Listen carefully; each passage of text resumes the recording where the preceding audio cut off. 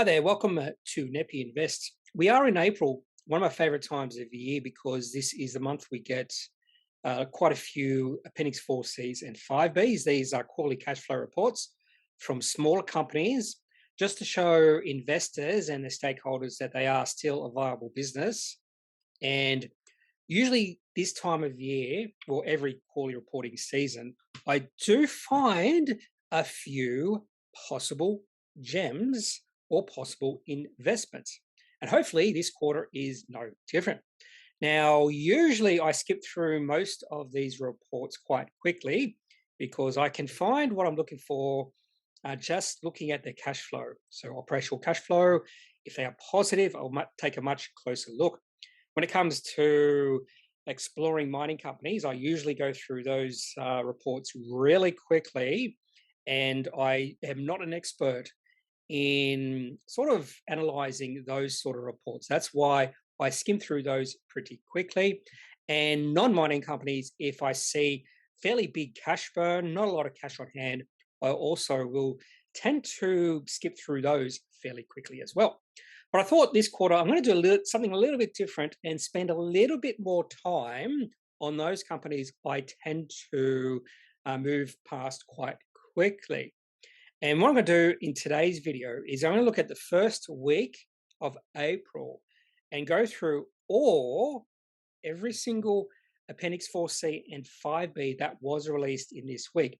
Thankfully, there weren't a lot released, and maybe I'll do this through the rest of April. I don't think I'll be able to get through every single company.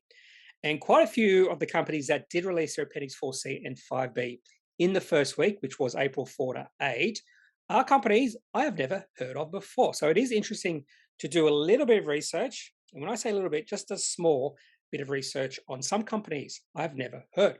So let's have a look at the companies that actually did release an Appendix 4C or 5B during the first week of April.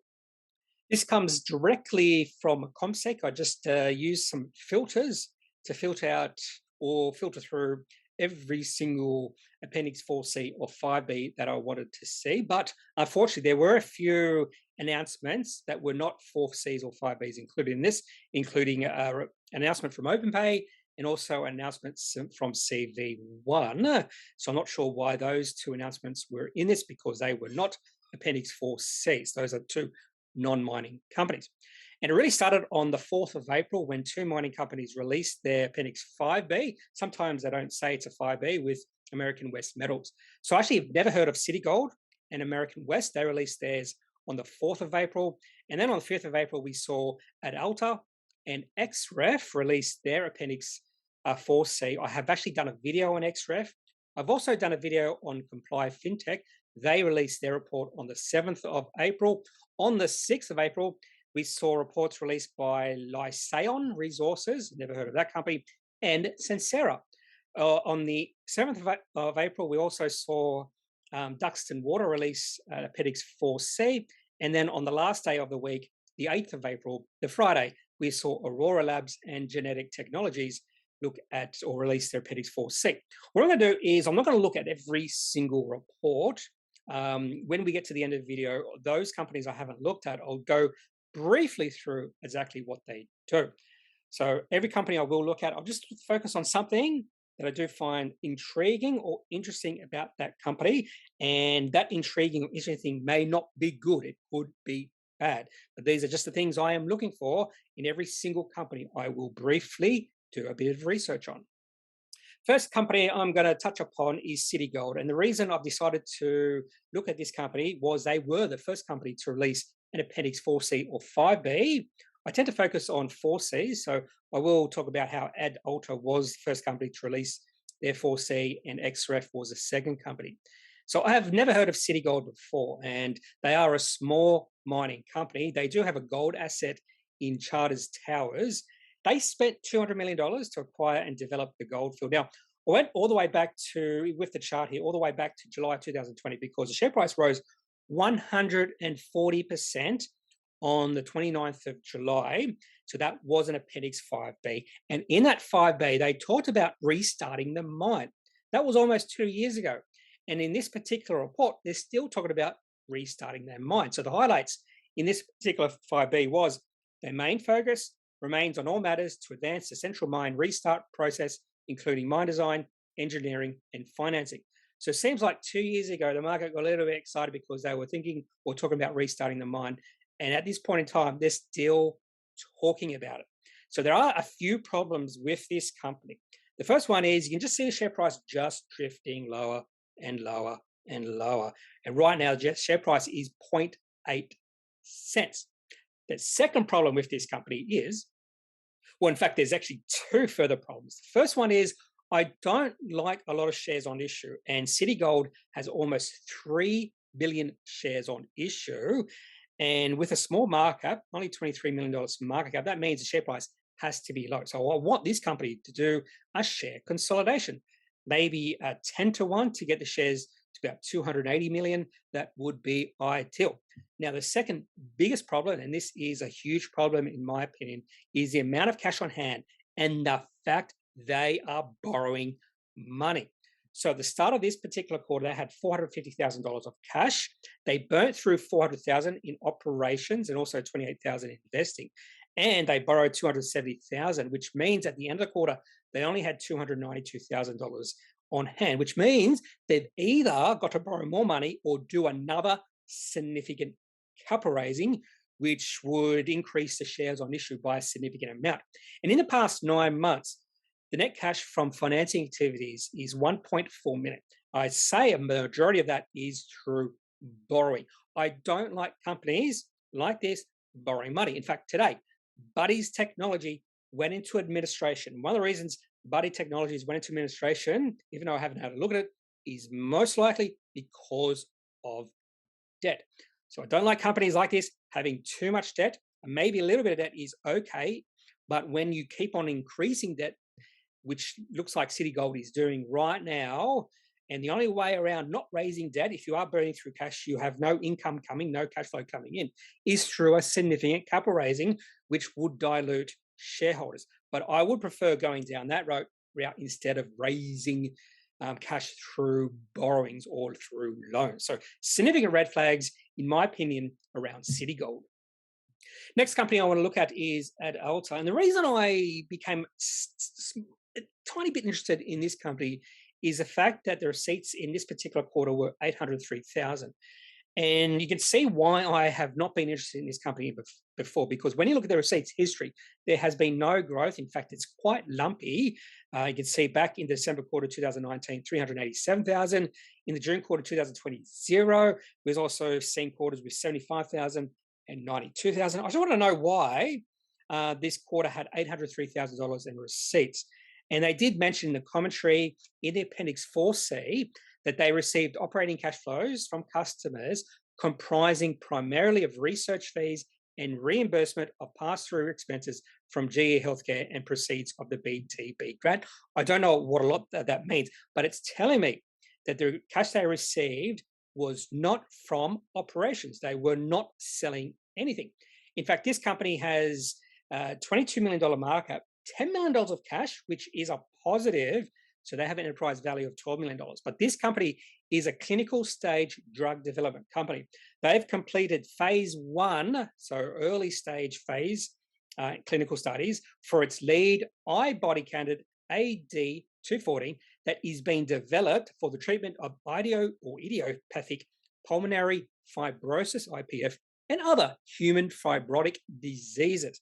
So it'd be great if this company succeeds in what they're doing. I have no idea what IPF is, even what human fibrotic diseases. But if they can solve those problems, and I think they did also say there's no real treatments in that area. So if this company is successful, that is good news for humanity.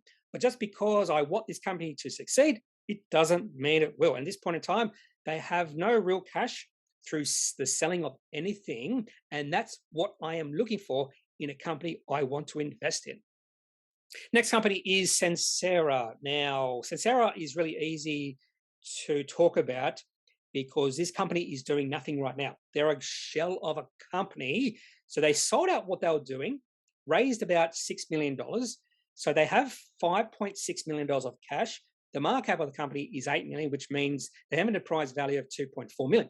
The problem is we don't know where the future is for this company. You can see in a bit of commentary the company did have in their Appendix 4C.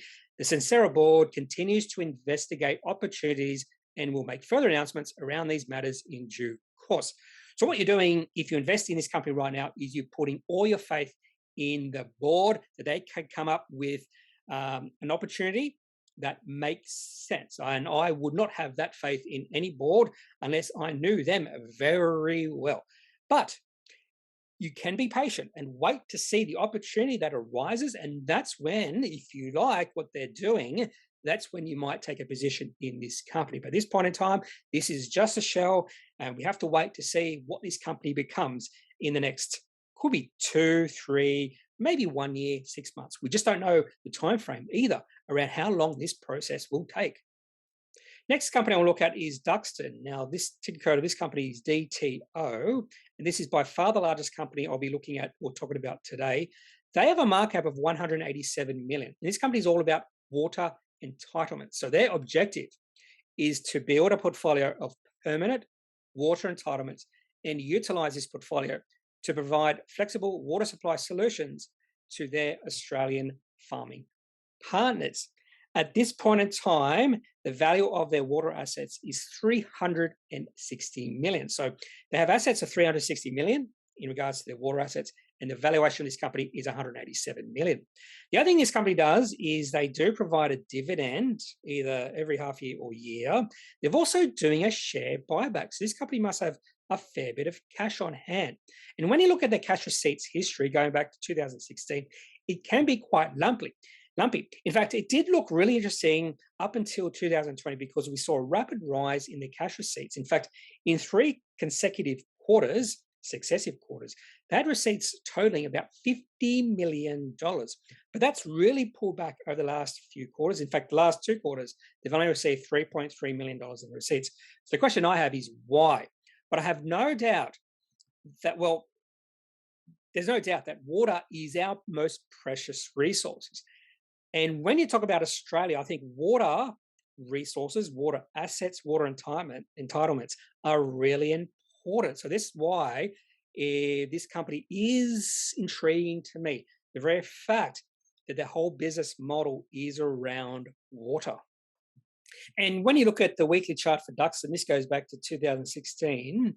We saw a nice little period during 2018 and 19. Remember, the cash receipts were going up during that period, and you can see that in the chart, the share price rose from about $1 all the way to a high of about $1.65. But over the past 2 years, share price really has done nothing. But it looks like in the past year, we'll say 9 months or so, the share price is wanting to move into an uptrend on the weekly chart. Share price is moving towards the all-time high for this company, which was reached in early 2019 at $1.65. So if we do see the share price go above $1.65, that would be a bullish move for the share price of Duxton. The last company I want to talk about in a little bit of detail is Genetic Technologies. Their ticker code is GTG. To be fair with you, nothing to be really excited about when you look at the share price action. In fact, I've got the trade history over the past month, and the shares of this company have been trading at either 0.4 cents or 0.5 cents. I don't like share prices that low. You can see when the share price rises from 0.4 to 0.5, that's a 25% rise. When the share price falls from 0.5 to 0.4, that's a 20% drop. And you have seen that happen about 7 or 8, maybe even 10 times over the past month where the share price has either risen or fallen. And the reason why we see the share price really low is because this company has 9 billion shares on issue. The market cap at 0.5 cents is 36 million. So if it fell to 0.4 cents, the market cap would be like 28 million. But they need to do a share consolidation, not even 10 to 1, I think 100 to 1 share consolidation, get the amount of shares down to 92 million. That would be ideal. Because if you do that with the share price at 0.5 cents, it automatically goes to 50 cents. Now, the reason I'm talking about this company in this video is just what's happened to their receipts over the past few quarters. If we hadn't seen any sort of action in their receipts, I would have completely ignored Genetic Technologies. So shares on issue, not really interested. Low share price, not really interested. The only reason that this company is worth looking at is the cash receipts growth over the past 3 quarters. In fact, cash receipts have grown from 0 in the June quarter 2021 to almost $2 million in the last quarter. When I saw the growth in cash receipts the last 2 quarters from 850,000 to 1.8 million, I thought if they were able to maintain that momentum into this current quarter, that would lead me to become a little bit more interested in this company. And they have done that with cash receipts of 2 million. So the next step is finding out where they're getting the cash receipts from. Now, GTG, or Genetic Technologies, is a genomics or genomics, GENOMICS based test in health, wellness, and serious disease. Their receipts comprise 1.94 million from the Easy DNA product sales and 27,000 from their gene type sales for breast cancer and colorectal cancer products. So it looks like this company is selling products, unlike that Adalta company, which is not. So this is why this company is a little bit more intriguing to me. They actually are selling products, and those products are being sold more and more, and that's the most important thing. So if they clear up the amount of shares on issue, which would clear up the share price as well, this company would become way more interesting, in my opinion. Now, there are a few other companies I did not touch upon in this video, so I'll briefly go through those, including American West Metals, Lycian Resources, also Aurora Labs.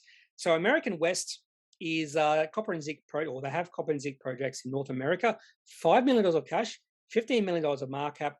One of the reasons really I haven't looked at that company is they are a mining exploring company. They also listed in December 2021, so a newly listed company.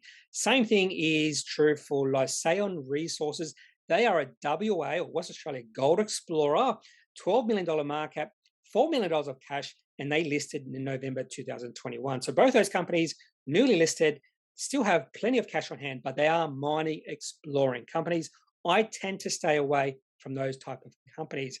And the last company I did not really feature in this video was Aurora Labs. Now, this company specializes in the development of 3D metal printers, powders, digital parts, and their associated intellectual property. Zero operating cash flow or zero cash receipts in the most recent quarter. So that's an automatic miss for me. They have a $12 million market cap, $3 million of cash. So even though they are in an area, sector, 3D printers, that I am fascinated about, simply because they have no cash receipts in this particular quarter, is a miss for me. And I didn't want to do any more research on that company. That's all I have for this video on quite a few companies that released their Appendix 4C or 5B during the first week of April, April 4 to 8. I do recommend companies release their Appendix 4C or 5B as soon as possible, so people like me, investors like me, can have a closer look at their report. If you release their report, or you release your report towards the end of the month, you're just releasing it with all the other companies, and sometimes it gets lost in the shuffle, which may not be a bad thing if the report is really, really bad. But if you have a good report, it's best to release it as quick as possible. That's just my opinion. Now, if you don't have any thoughts about any company I've mentioned in this video, if you know one of these companies way more than I do, I'd love to hear your opinion on these companies. So leave your comments, your thoughts, your questions in the comment section of this video. The last thing I should say is I am not a financial advisor. If you do need financial advice, make sure you seek out someone who is qualified and can speak to your own financial needs. That's it for this video. Have a good day. Bye.